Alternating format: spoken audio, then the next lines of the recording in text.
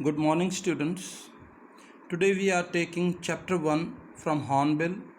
This is part 1.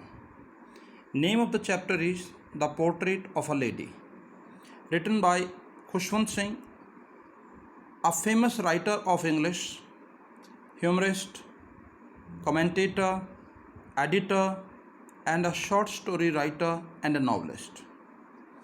Let me tell you, Khushwant Singh, who was born before independence in Lahore, he had a great impact on his life of his grandmother, and this chapter has been taken from his autobiography, in which he has given a special significance to his grandmother, or you can say this is a tribute to his grandmother from whom he learnt a lot.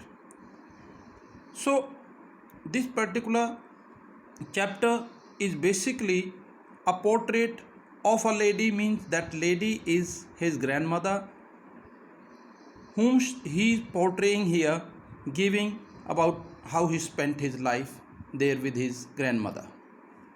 Okay. Now, author's memories of his grandparents.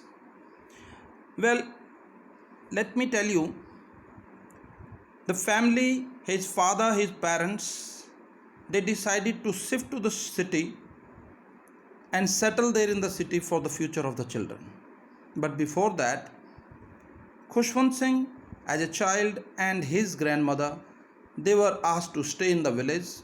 For the time being, the arrangements were made. This particular time, when he stayed there in the village with his grandmother, was very important in his life.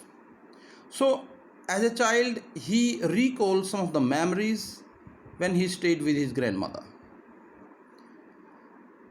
Grandmother was old, very old, a short, fat, and wrinkled lady, and little bit bent. She had a stoop on her back.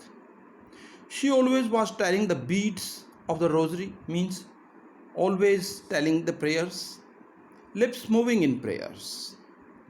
She always looked spotless white, and white clothes, attire means clothes. She had silver locks, means complete white hair. Her face was serene, means calm.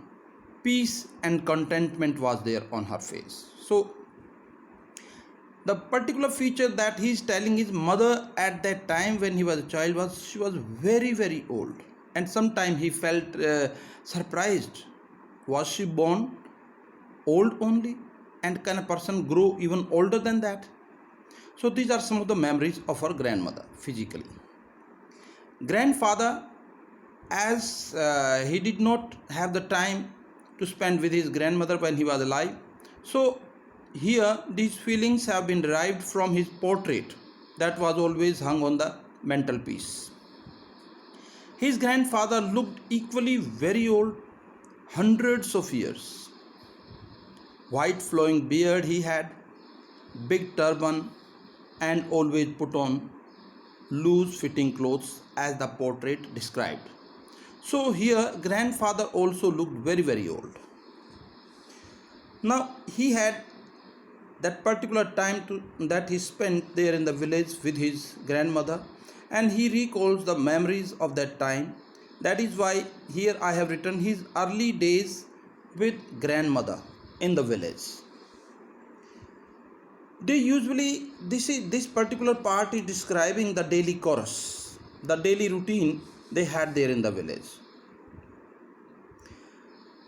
They were true friends, means close friends, irrespective of the age difference, intimate, and she got him bathed daily, dressed, plastered his slate. Slate, I mean that wooden slate on which the students in the beginning, in olden days, they used to write vernaculars. He was accompanied to a primary school. She often sang morning prayer while she was preparing him for the school, and with the intention that he learned some of them. He was given breakfast of stale chapatis, fresh butter, and little sugar spread on it, and it was rolled and given to Khushwant Singh. Grandmother was a very religious lady.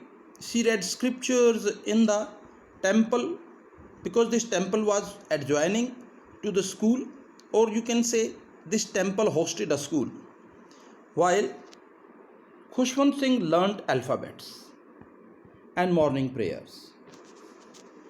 Both walked home, gave chapatis to the dogs who always followed them back way home.